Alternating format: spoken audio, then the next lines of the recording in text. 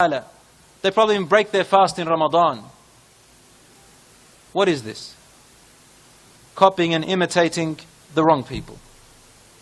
Ar-Rasul sallallahu alayhi wasallam told us, he said, إِنَّ بَيْنَ يَدَيِ السَّاعَةِ كَقِطَعٍ مِّنَ اللَّيْلِ الْمُظْلِمِ.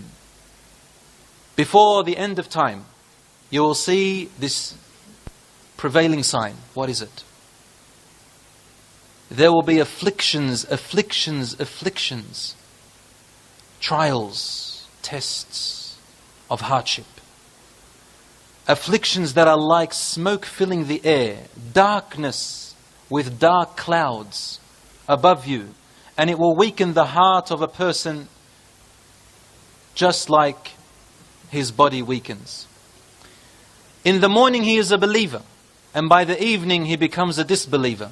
And in the evening he is a believer, and by the morning he is a disbeliever.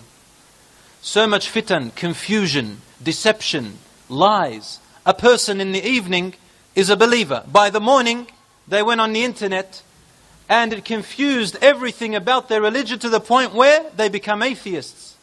They become something other than their own religion. We live in this time today. How many times I get this question now from young people? I never used to get it, a few years back.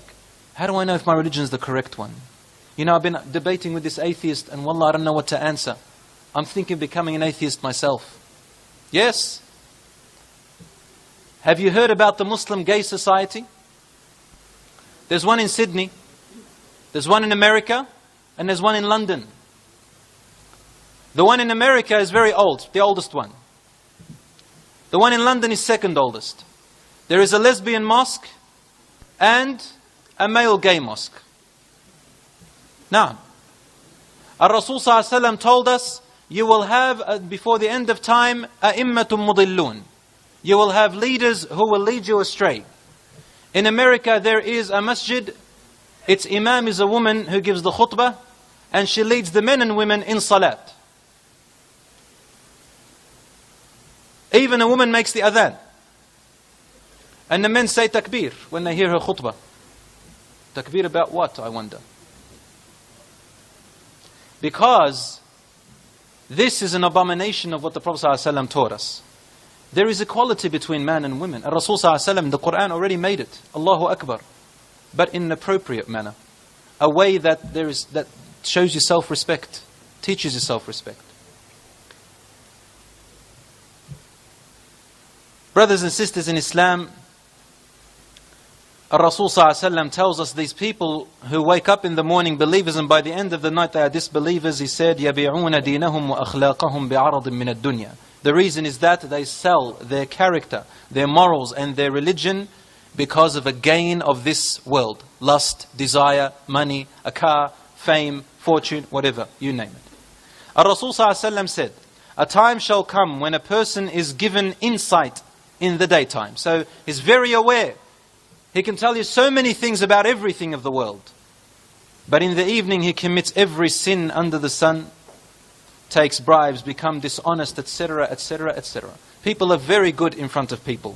But when you are alone in secret, they break every sin under the sun, as though Allah is not watching them. This is hypocrisy. And we live in a world of hypocrisy. Brothers and sisters, I want to ask you a question. Think about this. If you take the whole world, it is made up of people. Take away the disbelievers if you don't want them there. And count the Muslims alone, for example. Then the Muslims are made up of nations. These nations are made up of states. These states are made up of communities. The communities are made up of families, and the families are made up of units of families. Each unit of family is made up of members. Unit members, one, a son, a daughter, sons, daughters, father, mother. When this individual and the next individual and the third individual and all these one individuals become hypocrites and corrupt their state, what happens? The whole community is automatically corrupt. The whole state is already automatically corrupt. Then the nation and then the world.